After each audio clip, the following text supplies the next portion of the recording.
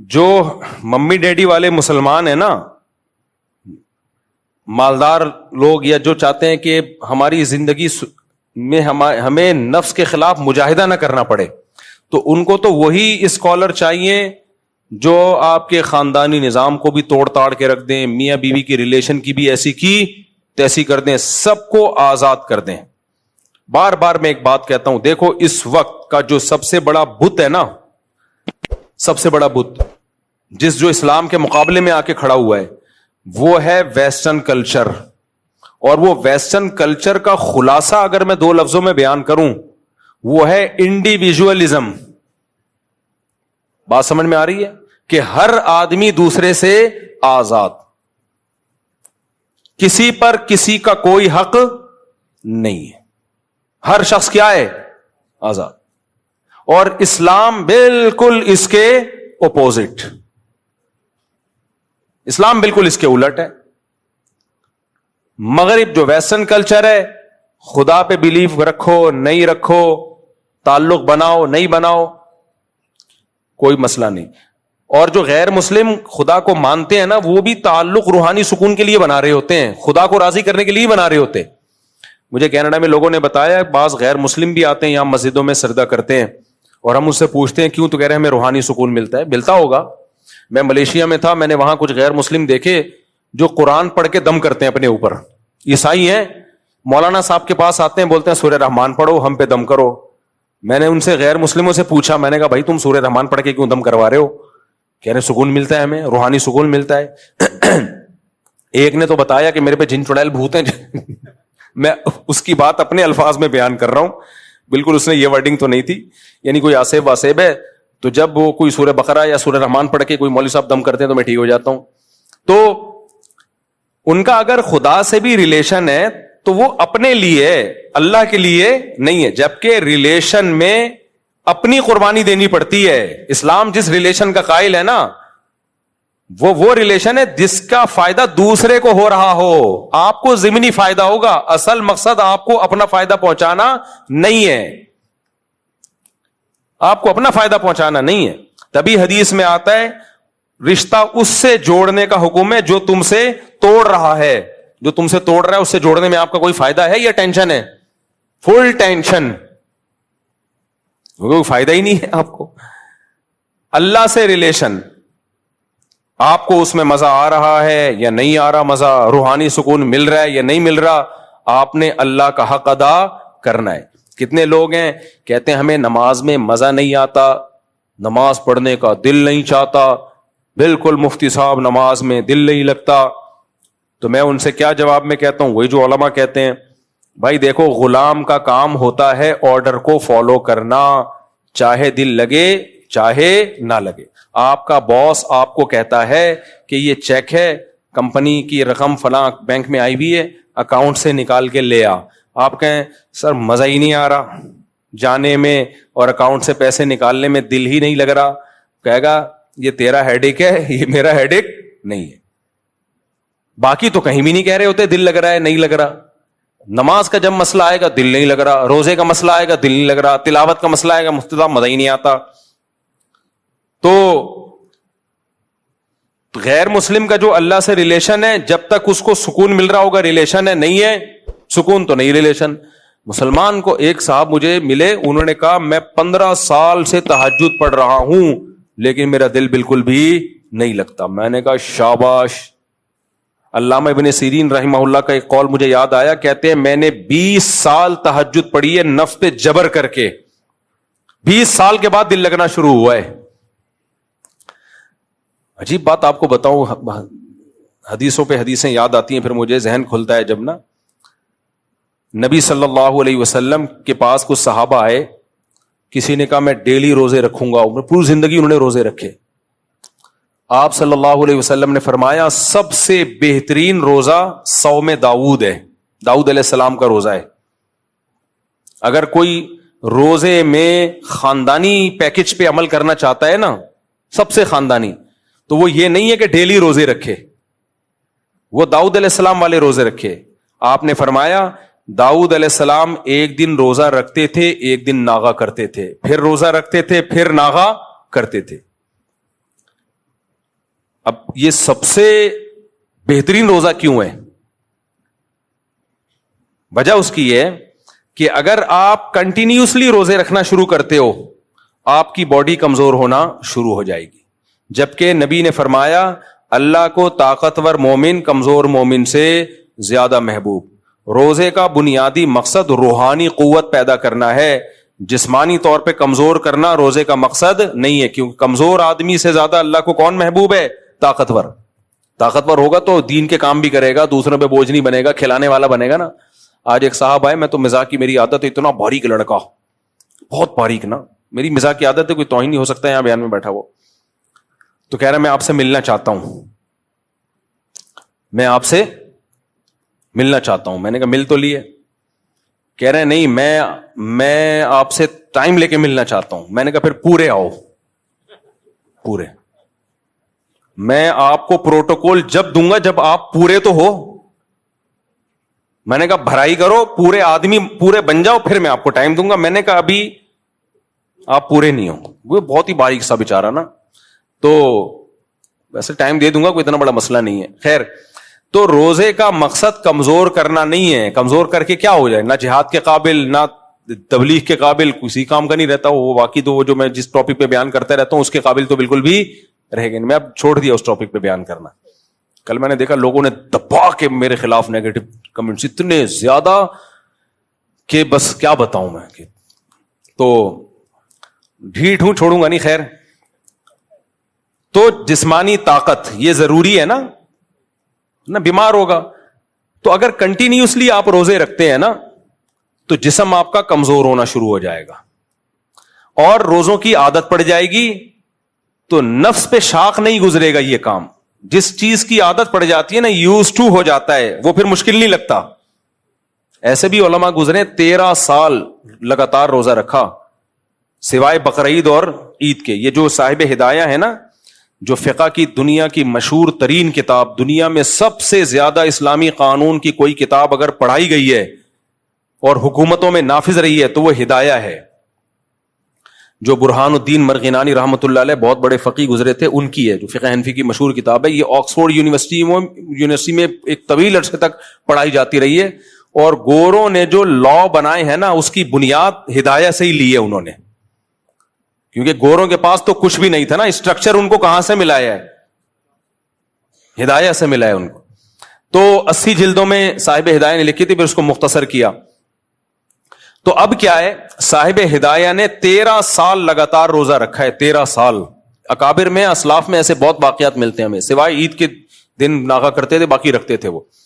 تو اب کیا ہوتا ہے کنٹینیوسلی، جب آپ دیکھو رمضان میں شروع کے 3-4 دن ہمیں مشکل لگتے ہیں، اس کے بعد عادی ہو جاتے ہیں، پھر تو جس دن روزہ چھوڑنا ہو کسی بیماری کی وجہ سے وہ مشکل لگ رہا ہوتا ہے۔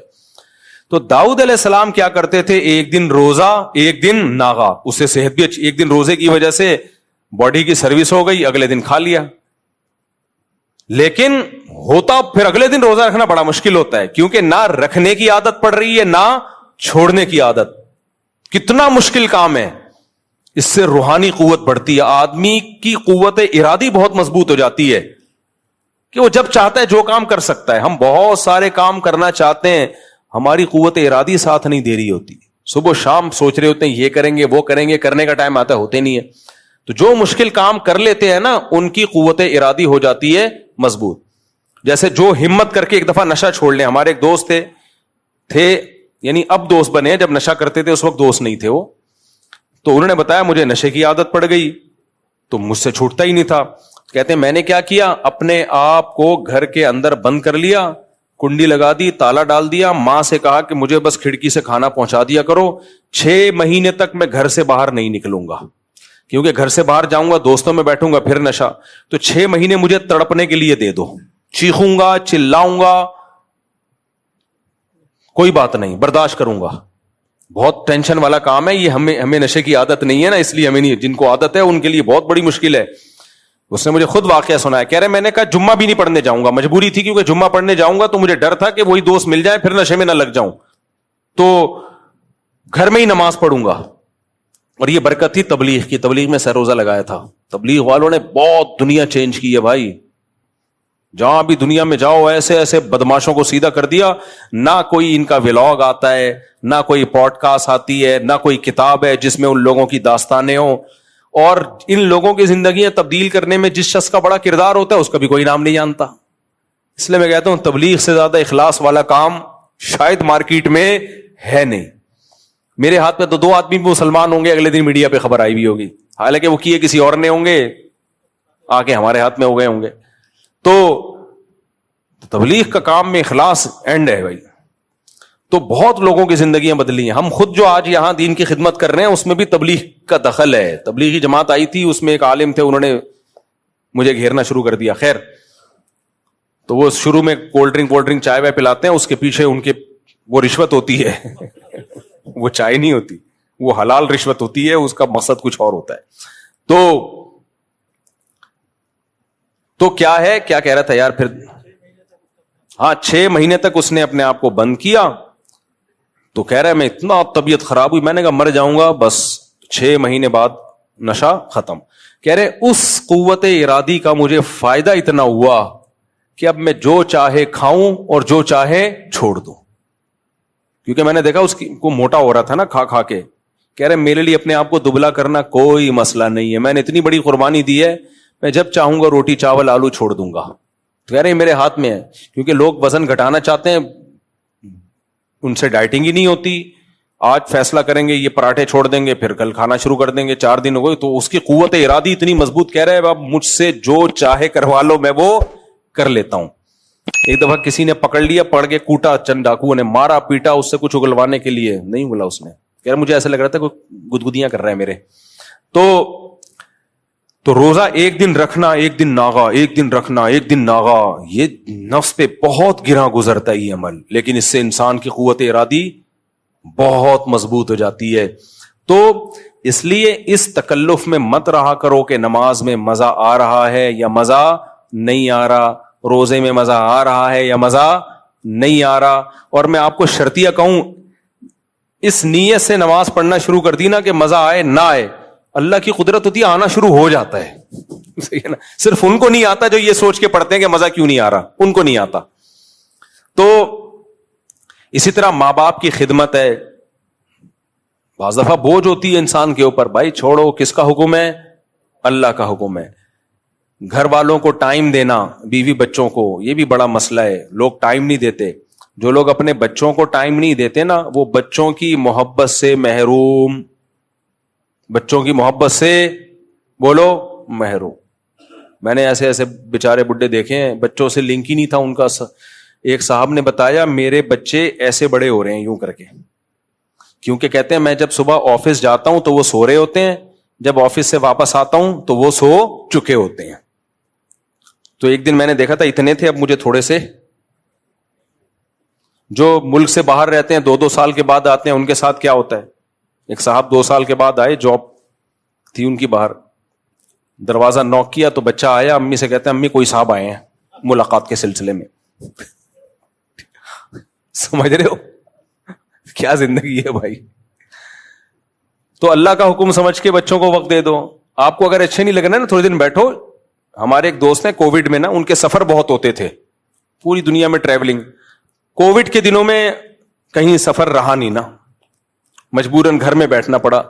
تھے بھی مدینہ منورہ میں ہے, تو ان کے میسج آیا, ان سے میری فون پہ بات ہوئی. میں نے کہا اور ٹائم کیسا گزر رہا ہے؟ کہہ رہے الحمدللہ گھر والوں کے ساتھ ہوں, کافی مجھے اچھے لوگ لگے یہ لوگ جو ہے نا, میں جیسا سمجھ رہا تھا ویسے نہیں ہے, کافی اچھے لوگ ہیں.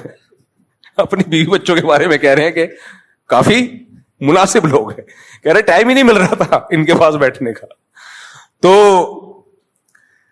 اللہ کی خاطر گھر والوں کو ٹائم دے دو میرے بھائی, تھوڑا سا ابا اماں کو ٹائم دے دو, رشتہ داروں سے ہیلو ہائی کر لو, کچھ صدقات و خیرات نہ چاہتے ہوئے بھی کبھی کبھار کر دیا کرو. مہینے میں کچھ اماؤنٹ تو ہر مسلمان کو صدقہ کرنی چاہیے, وہ تو نکالنی ہی نکالنی ہے. کچھ کبھی کبھار چھکا بھی لگا دیا کرو. کیا لگا دیا؟ چھکا. ایسا صدقہ کر دیا کہ تھوڑا سا دل پہ آ رہے چلیں یار یہ تو کچھ زیادہ ہو گیا. میں نہیں کہہ رہا ہمیشہ کرو, کبھی کبھار ایسا صدقہ کر دو کہ دل پہ تھوڑے سے آرے چلے, آرے کہ یار یہ تو زیادہ ہو گیا, میرا بنے گا کیا یار. ابو طلحہ انصاری ہیں رضی اللہ عنہ, قرآن کی آیت نازل ہوئی لن تنالوا البر حتی تنفقوا مما تحبون، کہ جب محبوب چیز جب تک صدقہ نہیں کرو گے نیکی کی حقیقت کو نہیں پہنچ سکتے. تو وہ آئے، عرض کیا یا رسول اللہ میں نے اپنے دونوں باغ جو سورس آف انکم تھی وہ صدقہ. کیا خیال ہے بھائی، اتنی باغ پہ محنت کی اور سورس آف انکم صدقہ کرنا آسان ہوتا ہے، سورس آف انکم صدقہ کرنا بہت مشکل ہوتا ہے. کہ اپنی چلتی ہوئی دکان دے دو، اور بھی ان کا ہوگا روزگار، بچوں کو بھی تو پالنا ہے، لیکن پھر بھی یہ صدقہ آسان تھوڑی ہے. نبی نے کیا فرمایا، واہ واہ ذاک مال رابح، یہ تو بہت مہنگی چیز ہے. لیکن آپ نے ان کا جذبہ دیکھا، وہ تو اڑے ہوئے تھے. تو آپ نے بھی کیا فرمایا، اپنے چچا زاد بھائیوں کو دے دو، کیونکہ وہ غریب تھے. یہ وہ ریلیشن سمجھ میں آیا کہ نہیں آیا؟ گورا دے گا اپنے چچا زاد بھائیوں کو ہیں؟ اگر بالفرض کہیں سے نکل بھی آئے چچا زاد بھائی تو دے گا؟ نہیں دیتا ہے ہی نہیں چچا. اسلام ریلیشن پہ بلیو کرتا ہے بھائی، ریلیشن میں اپنے، اور پھر ریلیشن میں خونی ریلیشن، بلڈ ریلیشن. قرآن کیا کہتا ہے، وَأُولُو الْأَرْحَامِ بَعْضُهُمْ أَوْلَىٰ بِبَعْضٍ فِي كِتَابِ اللَّهِ. دیکھو انصار اور مہاجرین سے بڑا کوئی رشتہ نہیں ہو سکتا. انصار نے مہاجرین کے لیے جو قربانی دی ہے اس کی تاریخ میں کوئی مثال نہیں ملتی. آج کوئی مہاجر ہجرت کر کے آئے ظلم ستم کی وجہ سے، ہم صرف اس کو ٹھکانہ دے دیں تو بڑا کمال سمجھا جاتا ہے. غیر قوم کا آدمی تھا، اپنے ملک سے آیا، ہم نے ٹھکانہ دے دیا. اول تو گورنمنٹ ٹھکانے دے رہی ہوتی ہے، پرسنلی لوگ پرسنلی تو یہ کام کر نہیں رہے ہوتے. صحابہ نے صرف ٹھکانہ نہیں دیا، اپنے کاروبار میں شریک کر لیا کہ آج سے آدھا کاروبار آپ کا ہے. یہ بہت بڑی دل گردے کی بات ہوتی ہے اتنے. لیکن اس کے باوجود بھی قرآن نے کیا کہا کہ انصار مہاجرین کا رشتہ اپنی جگہ، لیکن اولو الارحام جو خونی رشتے ہیں وہ سب سے پہلے ہیں. مہاجر صحابہ کو، انصار صحابہ کو سمجھایا کہ تمہارا جو بلڈ ریلیشن ہے وہ مہاجروں کے رشتے سے زیادہ، اور مہاجروں کا جو انصار سے رشتہ ہے اس میں جو ان کا بلڈ ریلیشن کا رشتہ زیادہ ہے. اتنی اہمیت ہے اسلام میں. تو یہ مزہ آئے یا نہ آئے، کس کے حکم پہ کرنا ہے بھائی؟ اللہ کے حکم پہ. نبی صلی اللہ علیہ وسلم نے فرمایا، یہ سارے میں ان اسکالرز کے خلاف بات کر رہا ہوں جو اباحت پسندی کی طرف جا رہے ہیں. یہ بھی جائز ہے، وہ بھی جائز ہے. بھائی آسان مت بناؤ دین کو اپنی طرف سے. جتنا اللہ نے آسانی رکھی ہے وہ ٹھیک ہے، جو اللہ نے نہیں رکھی وہ ٹھیک نہیں ہے. آپ دیکھو ٹرینوں میں لوگ بیٹھے بیٹھے نماز پڑھ رہے ہیں، ان سے بولو بھائی کھڑے ہو کے نماز پڑھو. کہتے ہیں اسلام میں آسانی ہے اتنی جتنی اللہ نے دی ہے. فرض نماز کھڑے ہو کے ہوتی ہے، قبلے کی طرف رخ کرنا پڑے گا آپ کو. جہازوں میں نمازیں چھوڑ رہے ہیں، بھائی سفر ہے، بھائی چھوڑنے کی کہاں اجازت ہے؟ میدان جنگ میں اجازت نہیں ہے تو جہاز میں کہاں سے اجازت ہو گئی؟ تو ہر آدمی کا اخپل طریقے سے، اب جہاں مشکل ہونا وہاں نماز پڑھنے کا مزہ ہے. نمازی کا پتہ جب چلتا ہے بھائی جب مشکل ہو. ہم جب کینیڈا امریکہ کا سفر ہوتا ہے نا، جاتے ہوئے ایک آدھ نماز آتی ہے، کیونکہ جس سمت میں سورج چل رہا ہے اسی سمت میں ہم سفر کر رہے ہیں. واپسی پہ ٹھکا ٹھک نمازیں آ رہی ہوتی ہیں. 18-20 گھنٹے کا سفر اور مسلسل نماز پہ نہ سو سکتے ہیں، ہر وقت وضو کی فکر کہ بھائی جہازوں کے واش روم میں وضو کرنا بھی آسان نہیں ہوتا. پھر میرا ایک معمول ہے، آپ کا کبھی جہاز کا سفر ہو یہ پلے باندھ لو، جہازوں میں جب آپ وضو کرتے ہو نا واش روم میں جا کے، نیچے گیلا بہت ہو جاتا ہے. نمازی لوگ کیا کرتے ہیں، وضو کر کر کے نکلتے رہتے ہیں اور کیچڑ اور تالاب بنا دیتے ہیں. ایک پائلٹ نے بتایا کہ جا رہے تھے جہاز میں، سب وضو کر کر کے نکل رہے تھے، پورا کیچڑ ہو گیا، جہاز گندا ہو گیا. تو تبلیغی اکابر کی طرف سے یہ ہدایات نہیں ہے. تو اس میں کیا کرنا ہے بھائی، وضو ایئرپورٹ پہ کر لیں. آپ کہاں کر لیں وضو؟ میں یہی کوشش کرتا ہوں بھائی واش روم وغیرہ سے پہلے فارغ ہو جاؤ تاکہ جہاز میں وضو کرنے کی نوبت ہی نہ آئے، کیونکہ ان کا سارا نظام اس سے خراب ہوتا ہے، متاثر ہوتا ہے. وضو آپ ایئرپورٹ پہ ہی کر لیں. حتی الامکان کوشش کریں ایئرپورٹ پہ نماز پڑھ لیں، آپ ڈیلے نہ کریں اس کو آپ. اور اگر پھر بھی مجبوراً وضو کرنا پڑ جائے جہاز میں، تو میں کیا کرتا ہوں، میرا معمول ہے کم سے کم پانی استعمال کیا، جو نیچے گرا ہے کہتے ہوئے تھوڑا عجیب سا لگ رہا ہے لیکن یہ کیا کرو. ٹیشو سے لے کے اپنے ہاتھ سے پورا میں نیچے کا فرش صاف کرتا ہوں. تاکہ ایسا نہ ہو جہاز کا جو عملہ ہے وہ بولے کہ یار نمازیوں کی وجہ سے ہماری ساری سروس کیا ہو جاتی ہے، خراب، کیونکہ کچھ نہ کچھ چھینٹے نیچے پڑیں گے اور نئے آنے والے کو تکلیف ہوگی. کیا کیچڑ بنا کے چلے گئے مولانا صاحب، کوئی گورا کیچڑ بنا کے جاتا نہیں ہے، لبرل لوگ کیچڑ ہی ہے، جب بھی نمازی آئیں گے کیچڑ کیچڑ. تو تھوڑی سی ہمت کر لو. اپنے ساتھیوں کو بھی کہتا ہوں بھائی جو بھی واش روم میں جو جائے گا وضو کرے گا تو ٹیشو سے لے کے پورا فرش، کیا یہ نہیں کہہ رہا کہ وہ اس میں گھس جائیں، وہ تو ویسے ہی صاف ہوتا ہے. فرش کو اچھی طرح کیا کرے، نیچے کا صاف کریں، اس کے بعد ہاتھ اچھی طرح دھو لیں. آپ تھوڑی سی ٹینشن ہوگی، تھوڑی سی ہمت ہوگی، لیکن صاف ستھرا رہے گا. جہاز کے عملے کو یہ اعتراض نہیں ہوگا کہ یار ہمارا واش روم گندا کر دیا انہوں نے، یہ کیا مصیبت میں ڈال دیا ہم لوگوں کو. تو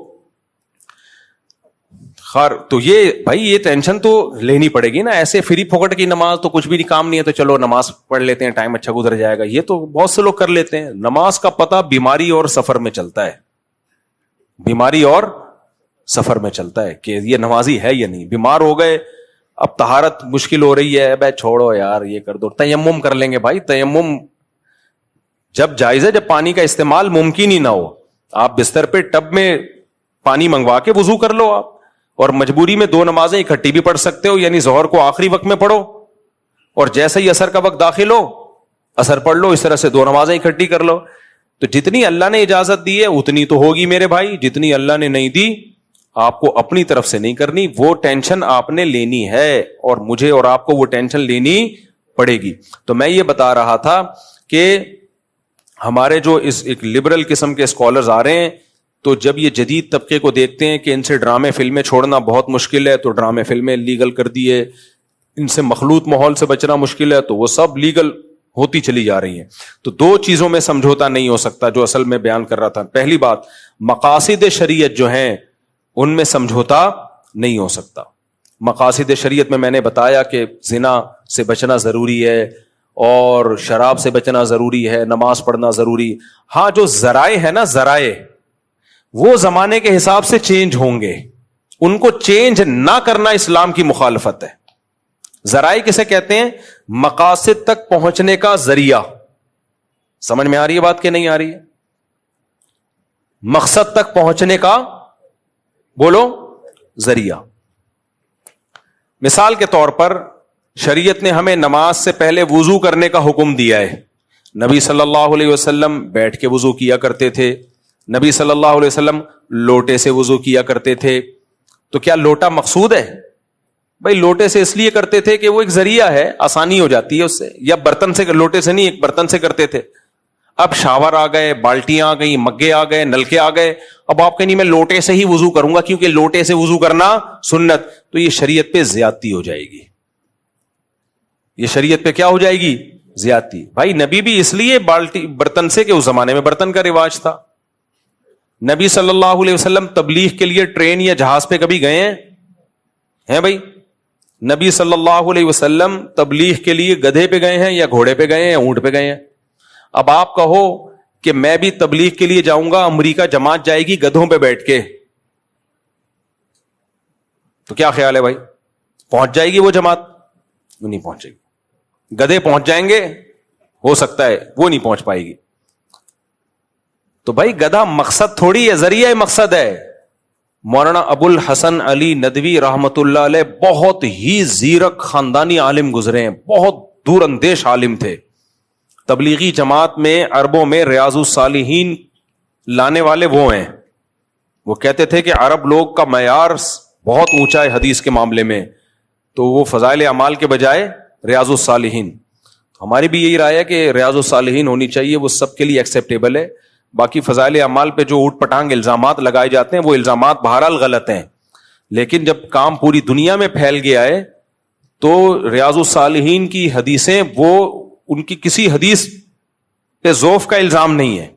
ایک آدھ روایت ہے جس کو کہا گیا وہ بھی بالاتفاق نہیں، جبکہ فضائل اعمال کی تو بہت ساری حدیث میں شیخ الحدیث نے خود لکھا ہے کہ یہ ضعیف حدیثیں ہیں. تو ہیں وہ صحیح حدیث کی تائید میں، وہ کوئی گمراہی نہیں پھیلا رہی ہیں.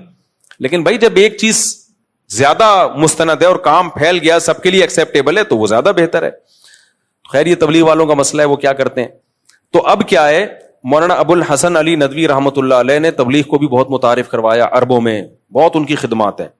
وہ یہ کہا کرتے تھے کہ مقاصد پہ کبھی بھی سمجھوتا مت کرو. جو زمانے کے تبدیل ہونے سے جو شریعت میں مقصودی حکام ہے نا, ان کو بھی اگر تبدیل کر دیا تو وہی حشر ہوگا ہمارا جو یہودی اور عیسائیوں کا ہوا. ان کا دین آج محفوظ نہیں ہے. اجتہاد کر کر کے نا, یہ بھی جائز ہے, یہ بھی جائز ہے, یہ بھی حلال ہے, وہ عقل سے سوچتے ہیں. عورت کو طلاق کا رائٹ دے دیا انہوں نے, وراثت کے حکام میں تبدیلی کر دی کہ آپ اپنی اولاد کو نہیں دینا چاہو تو کسی اور کو بھی دے دو, جب آپ کی جائیداد ہے آپ نہیں دینا چاہتے. اسلام تو کہتا ہے نہیں بھائی, آپ وصیت کر ہی نہیں سکتے اولاد کو محروم کرنے کی. بہت سارے حکام ہیں, وہ آپ کی عقل میں آئیں یا نہ آئیں, فالو کس کو کرنا ہے؟ اسلام کو کرنا ہے. طلاقیں دے دی ہیں, بس اللہ کا حکم ہے, چاہے سمجھ میں آئے نہ آئے, وہ علیحدگی ہو گئی. اور بھی بہت سارے حکام ہیں, روزہ رکھنا ہے رمضان کا. میں جب یہ مسئلہ بیان کرتا ہوں نا کہ مزدور پر بھی رمضان کا روزہ واجب ہے, تو وہاں بھی ہمارے لبرل لوگوں کی چیخیں نکل جاتی ہیں. لبرل لوگ کہتے ہیں خود مزدوری کر کے روزہ رکھو نا, خود تو ریووں میں ایئر کنڈیشن آن کر کے بیٹھ کے روزہ رکھتے ہیں, اور مزدوروں کو کہہ رہے ہیں کہ شدید گرمی بھی ہو اور بے تحاشا پیاس بھی ہو, دن لمبا بھی ہو اور محنت مزدوری کرنی بھی ہو, اور رمضان کا مہینہ آ جائے تو مزدور پر بھی روزہ رکھنا بولو واجب ہے. شریعت کا مسئلہ یہی ہے. ہاں مسافر ہے تو پھر چھوڑ سکتا ہے. تو اب یہ ہمارے لبرل لوگوں کی چیخیں نکلتی. میں نے جب یہ مسئلہ بیان کیا, لوگوں نے کہا خود رکھو نا پتہ چلے, خود رکھو نا پتہ چلے. مجھے پتا ہے میں خود رکھوں گا تو پتہ چلے گا, لیکن اگر میں مشکل میں آ کے اللہ نہ کرے میں روزہ چھوڑ دوں تو میرے چھوڑنے سے روزہ چھوڑنا حلال نہیں ہو جائے گا. کسی مولوی کے گناہ کرنے سے گناہ حلال تھوڑی ہو جاتا ہے, کیونکہ اللہ تعالیٰ نے روزہ چھوڑنے کی اجازت مریض کو دی اور مسافر کو دی, مزدور کو نہیں دی ہے. کیونکہ ہارڈ ورکنگ اور سافٹ ورکنگ اس کا کوئی معیار تھوڑی ہے. کوئی زیادہ محنت کرتا ہے, کوئی کم محنت کرتا ہے, کوئی بے روزگار ہے سارا دن گھر میں پڑا رہتا ہے, کوئی ٹریولنگ ہے, یعنی کسی کو محنت کرنی پڑتی ہے. تو اللہ نے ایک اصول بیان کر دیا, بھائی مریض اور مسافر نہیں چھوڑ سکتا, تو مزدور رات کو محنت کرے, رات کو نہیں کر سکتا, دن میں اگر مجبوری ہے تو روزہ رکھنا پڑے گا اس کو. کیونکہ ہم ایسا بے لگام اجتہاد کر نہیں سکتے نا. علماء بیان کرتے ہیں اجتہاد اور قیاس وہاں ہوتا ہے جہاں نص موجود نہیں ہوتی. جہاں نص موجود ہے, شریعت کا حکم موجود ہے, وہاں اجتہاد کا دروازہ ہی بند. پھر تو یہودی اور عیسائیوں میں, بلکہ یونائٹڈ نیشن کا لا بن جائے گا. یہ یونائٹڈ نیشن والے تو اپنی عقل سے فیصلہ کرتے ہیں. آپ کہہ سکتے ہیں وہ تو بیچارہ مر جائے گا روزہ رکھے گا تو شریعت نے اس میں نص موجود ہے کہ سب سے پہلے جان بچانا فرض ہے, تو روزہ رکھے. بے ہوش ہونے کا خطرہ ہو, بیمار ہونے کا خطرہ ہو تو روزہ توڑ دے. وہ جب خطرہ ہو نا کہ میں بیمار ہو رہا ہوں, حالت غیر ہو رہی ہے, تو توڑ دے روزہ. جب تک ایسی کنڈیشن خطرناک نہیں ہو جاتی تو روزہ چھوڑ نہیں سکتا. صرف پیاس کی شدید شدت یا بھوک کی شدید شدت کی بیس پہ روزہ توڑ بھی نہیں سکتا. جب آپ کو یاد ہے ہیٹ اسٹروک ہوا تھا کراچی میں, انتہائی شدید گرمی تھی, بہت سے لوگوں نے روزے توڑ دیے. تو ہم یہی کہتے تھے کہ بھائی آپ کو کیا مرنے کا خطرہ ہو گیا تھا؟ وہ کہتے ہیں نہیں, ہمیں کوئی خطرہ نہیں تھا مرنے کا. شوگر اتنی لو ہو گئی تھی کہ آپ کو بے ہوش ہونے کا خطرہ؟ کہہ رہے ہیں نہیں. کیوں توڑا؟ کہتے ہیں مجھے برداشت نہیں ہو رہا تھا, بہت شدید پیاس لگ رہی تھی. ہم نے کہا بھائی آپ کو 60 روزے کفارے کے طور پہ رکھنے پڑیں گے. اب وہ کہتے ہیں کیا اللہ اتنا ظالم ہے, اللہ کو ترس نہیں آ رہا, ہم سے برداشت نہیں ہو رہا؟ بھائی اللہ نے حکم دیا برداشت کرنا پڑے گا. کسی کو زیادہ پیاس لگتی ہے, کسی کو کم پیاس لگتی ہے, اس کا کوئی معیار نہیں ہے شریعت میں. شریعت میں یہی ہے, بیمار ہونے کا غالب گمان ہو یا موت کا غالب گمان ہو تو توڑ سکتے ہو. جب تک موت یا بیماری کا خطرہ نہیں ہے برداشت کرنا پڑے گا آپ کو. یہ نہیں کہ بہت زیادہ پیاس لگ رہی ہے تو وہ کفارہ لازم ہوگا آپ کے اوپر. ایک مولانا صاحب نے مسئلہ بیان کر دیا. اب اہل حدیث عالم تھے, میں نہیں کہہ رہا سارے اہل حدیث ہوتے ہیں, لیکن اہل حدیث عالم میں کوئی ایک رائے نہیں ہوتی. ہر عالم کی اپنی ایک کوئی رائے ہوتی ہے, تو ہم کسی پوری جماعت پہ کوئی حکم لگا نہیں سکتے. پچھلے سال ایک اہل حدیث عالم سے مسئلہ کسی نے پوچھا کہ دودھ پلانے والی عورت روزہ چھوڑ سکتی ہے یا پریگنینسی میں عورت روزہ چھوڑ سکتی ہے؟ انہوں نے فرمایا ہاں چھوڑ سکتی ہے کیونکہ مجبوری ہے. بھائی کہاں سے نکال لیا کہ پریگنینسی میں دودھ پلانے والی عورت روزہ چھوڑ سکتی ہے؟ یہ کوئی بیماری تھوڑی ہے. प्रेगनेंसी ना होना बीमारी है, तभी तो इलाज हो रहा होता है, प्रेगनेंसी होना तो नेचुरल है। तो उन्होंने कहा दूध पिलाने वाली औरत भी रोजा छोड़ सकती है? नहीं छोड़ सकती रोजा। जब छोड़ सकती है जब दूध पिलाने से उसको चक्कर आ रहे हो। समझ में आ रही है बात? चक्कर आना एक बीमारी है, फिर छोड़ सकती है। अगर कोई दूध पिला रही है चक्कर नहीं आ रहे तो पिलाने पड़ेगा, यानी उसको रोजा नहीं छोड़ सकती। या रोजा छोड़ के दूध खत्म हो रहा है, बच्चे की जान को खतरा हो गया है, तो फिर भी छोड़ सकती है रोजा, अपनी जान या बच्चे की जान बचाने के लिए। लेकिन बच्चे की जान को भी खतरा नहीं है, कोई चक्कर भी नहीं आ रहे, तो सिर्फ दूध पिलाने से कुरान में या हदीस में कहीं नहीं मिलता कि औरत दूध पिलाने वाली रोजा छोड़ सकती है। आपका बेलगाम इज्तिहाद है। हमने बहुत सी औरतों को देखा है, फीड कराती हैं बच्चों को, फिर भी रोजे रखती हैं पूरे पूरे, कुछ भी नहीं होता उनको। इसी तरह प्रेगनेंसी में रोजा छोड़ने से, रोजा रखने से अगर नुकसान हो रहा है, बीमारी हो रही है, फिर एक अलग बात है। अगर बीमारी नहीं हो रही तो प्रेगनेंसी बजाते खुद ऐसी चीज नहीं है जिसकी वजह से रोजा छोड़ना जायज हो। अब बास खवातीन कहती हैं हम जब बच्चे को दूध पिलाती हैं और रोजा रखें तो भूख बहुत शदीद लगती है। वही बात है, शदीद भूख रोजा छोड़ने का उज़र नहीं है, क्योंकि रोजा जब आप रखेंगे तो किसी को कम भूख लगेगी, किसी को शदीद लगेगी, किसी को बहुत शदीद लगेगी। तो ये सब आजकल के बेलगाम इज्तिहाद हैं। ऐसे स्कॉलर से बचें, तमाम दवाएं बच्चों की पहुंच से दूर रखें। मैं बात को 2 मिनट में जल्दी से कंप्लीट कर लूं तो शरीयत में क्या है, मकासिद पे समझौता बोलो नहीं है, जराए पे समझौता, जराए लचकदार। तो अबुल हसन अली नदवी रहमतुल्लाह अलैह फरमाया करते थे मकासिद पे कोई समझौता मत करो, जराए में इतनी लचक पैदा कर दो कि जिस वक्त जो तरीका सूटेबल लग रहा हो फौरन इख्तियार करो। ये मत देखो कि साहबा ने ये तरीका इख्तियार किया या नहीं किया, हमारे बुजुर्गों ने ये तरीका इख्तियार किया या नहीं किया। तभी तो देखो जब इलेक्ट्रॉनिक मीडिया आया, जो उलमा इलेक्ट्रॉनिक मीडिया में आ गए वो आगे निकल गए, और जो ये कहने लगे हमारे बुजुर्गों ने तो कैसेट के जरिए इस्लाम नहीं फैलाया, हमारे बुजुर्गों ने तो यूट्यूब के जरिए इस्लाम नहीं फैलाया, वो बेचारे मार्केट से शार्ट। इसी में यह है कि भाई यूनिवर्सिटी में जाना, जहां मखलूत माहौल हो, बयान करना। भाई यूनिवर्सिटी में जाके बयान करना ये मकसद नहीं है, जरिया मकसद है। मकसद क्या है? दीन को फायदा हो। तो अगर ये इस तरह से दीन को फैलाने का मौका मिल रहा है तो ये मौका जाया मत करो, आप जाया मत करो ये मौका। तो जराए इतने लचकदार होने चाहिए कि जो भी तरीका इख्तियार कर ले अपने ज़र्फ उसके लिए बड़ा रखो। कुछ लोग क्या करते हैं, बादशाहों से मिलते हैं, उनको हदिये देते हैं। उनका मकसद क्या होता है? इनके दिल नरम हो, दीन की तरफ आए, मुल्क का निजाम ठीक हो। अगर उनकी नीयत तबलीग है, ठीक है बिल्कुल, उस पर यह कहना दरबारी लोग हैं, सरकारी मुल्ला है, दरबारी मुल्ला। भाई कोई एक तरीका मुतय्यन नहीं है, जिसको जो तरीका सूटेबल लग रहा है वो तरीका इख्तियार करे। तबलीग वाले बाज दफा क्या करते हैं, दावत देते ही नहीं है, सिर्फ खाना खिलाते हैं और निकाल देते हैं पतली गली से। चाय पिलाई, चलो भाई अस्सलाम वालेकुम, वालेकुम सलाम। कोई दावत नहीं है, कुछ भी नहीं, चाय का खामखा का खर्चा हो गया। लेकिन उनको पता होता है ये चाय जब उतरेगी ना, मसाने में जाने से पहले पहले, पास होने से पहले पहले अपना असर दिखाएगी।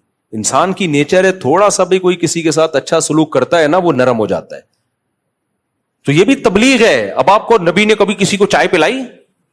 क्या नबी चाया पिला के तबलीग किया करते थे? है भाई? क्या नबी खजूरें खिला के तबलीग किया करते थे? उसको बोलेगा भाई नबी तबलीग करते थे। तबलीग का तरीका नबी को, जो देखो नबी सल्लल्लाहु अलैहि वसल्लम ने कुफार को इतने हदिये दिए कि बाज मुखलिस सहाबा को भी इश्काल शुरू हो गया कि ये तो नए नए लोग हैं, इनको इतना इतना दिया जा रहा है और हम पुराने हैं। तो आपने क्या फरमाया? वो अरब थे, उनके सरदारों के दिल को नरम करना था। भाई तुम तो अपने हो, मैं तुम्हारे साथ हूं, मैं मदीना में तुम्हारे साथ रहूंगा। तो ये नए नए लोग हैं, इनको हम इकराम करेंगे तो ये इस्लाम की तरफ आएंगे। तो कभी हदिये दे के, कभी दीन की तबलीग हदिये देने से होती है, कभी महरूम करने से होती है। सजा दो उसको, एक बच्चा नमाज नहीं पढ़ रहा, नाश्ता बंद कर दो, हो सकता है नमाज पढ़ना शुरू कर दे वो, ठीक है कि यार नाश्ता ही गया मेरा। तो कभी माल रोक के तबलीग होती है, कभी माल दे के तबलीग होती है, कभी अच्छे अखलाक से बात करके तबलीग होती है, कभी डांट डपट करके तबलीग होती है, कभी इंग्लिश बोल के भी होती है। ये भी अजीब बात है, आपको बताऊं मैं, आप हैरान हो गए इंग्लिश बोल के कौन सी तबलीग हो रही है। होती है। बाज दफा सामने वाला आपको जाहिल समझता है और कहता है ये पेंडू हमें क्या इस्लाम सिखाएगा, आप फिश फिश इंग्लिश शुरू। कहते यार आप बताओ क्या कहना चाहते हो आप।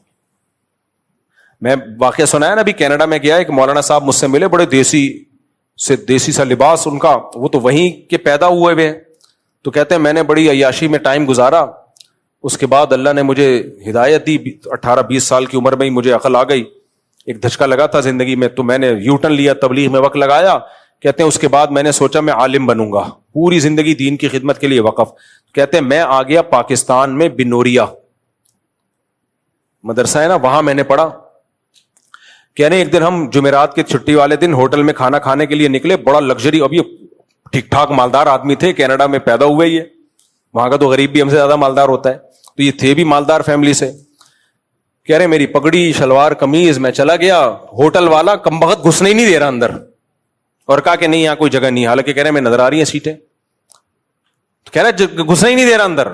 ہم نے کہا بھائی کیا مسئلہ کیا ہے, تو کہہ رہے کسی نے آ کے بتایا, وہ ہوٹل مینیجر یہ کہہ کے گیا کہ بھائی یہ ان کے بس کا نہیں ہے, یہ افورڈ نہیں, کھانا کھائیں گے پیسے نہیں دے پائیں گے, اتنا مہنگا کھانا ہے آپ. کہہ رہے میں نے کہا مینیجر کو بلاؤ. پھر میں نے انگلش میں ٹھش پش شروع کر دی, اور ہماری والی انگلش تو and what are you doing ہوتی ہے نا, ان کی وہ انگلش ہوتی ہے سچی مچی کی انگلش ہوتی ہے وہ. کہہ رہے میں نے ٹھش پش بولنا شروع کیا نا, اور اس کو اپنا وہ گولڈن کارڈ دکھایا جو انہی لوگوں کو ملتا ہے جن کے اکاؤنٹ میں ٹھیک ٹھاک پیسہ ہوتا ہے. تو جب ان کو دکھایا تو اس نے کہا آپ فری میں کھانا کھا کے جائیں ہمارے یہاں. اب بتاؤ وہ مینیجر اس کی بات سنے گا کہ نہیں سنے گا؟ اب یہ نماز 6 نمبر بیان کرے گا, سنے گا. تو بعض دفعہ دولت دکھانا بھی تبلیغ کا ذریعہ, کہ ہلکا نہیں لینا, ہلکا نہیں لینا. وہ کارڈ ہے میرے پاس جو تیرے باپ نے کبھی خواب میں بھی نہیں دیکھا ہوگا, تو وہ سنتا ہے. یہ بھی ہوتا ہے, تبھی نبی صلی اللہ علیہ وسلم پتہ ہے کس کو سفیر بنا کے بھیجتے تھے ملکوں میں؟ جو پرسنالٹی وائز بڑے خوبصورت ہوتے تھے. صحابہ میں جن کی ایک بڑی خوبصورت پرسنالٹی ہوتی تھی, ان کو بادشاہوں کے پاس آپ بھیجتے سفیر بنا کے کہ نبی کا پیغام لے کے جاؤ, تاکہ بادشاہ اس پرسنالٹی سے متاثر ہو, بھائی ہلکا پیغام نہیں. اب ایسی پرسنالٹی نہیں جائے گی جو میرے پاس آج آئی ہوئی تھی, میں مذاق کر رہا ہوں, بیچارہ مجھ سے اچھا ہی تھا, کہ میں انہیں سے کہا آدھے آئے ہوئے پورے آؤ گے تو میں ملوں گا بھائی آپ سے. تو خیر یہ بعض نوجوان بہت باریک ہوتے ہیں یار, کچھ وزن بڑھاؤ اپنا, کھاؤ, اور اوپر سگریٹیں بھی پی رہے ہوتے ہیں. تمہارے اندر ہے کیا؟ ایک لڑکا آیا نا, اتنا باریک ہو گیا تھا سگریٹ پی پی کے, اور مجھے کہہ رہے میرا رشتہ کرا دے. میں نے کہا دھواں نکلے گا, دھواں, میں نہیں کراؤں گا. تیرے اندر جو گیا ہے نا وہ صرف دھواں ہی گیا ہے اب تک. تو یہ بھی ایک تبلیغ کا ذریعہ ہے. تو تبلیغ کے معاملے میں لچک بھرپور ہونی چاہیے, مقاصد پہ کوئی سمجھوتا نہیں ہونا چاہیے. اسی اسلام کو فالو کرنا ہے, اور اسی میں اللہ نے مٹھاس رکھی. اللہ عمل کی توفیق عطا فرمائے.